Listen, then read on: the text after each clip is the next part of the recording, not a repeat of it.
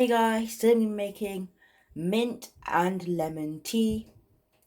First off, I will add my mint and then I will squeeze in my lemons.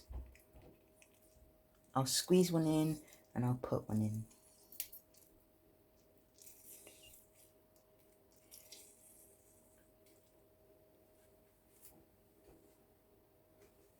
And I'll dollop this one in.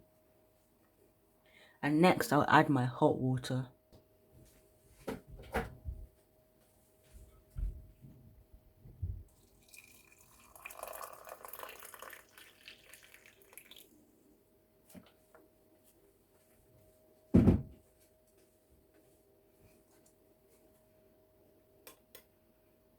I will now cover and let it cool and rest.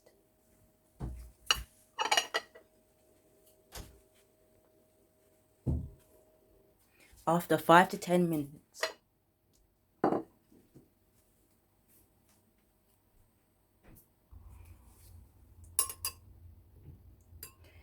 drink this tea every day for weight loss, and it helps build your immune system.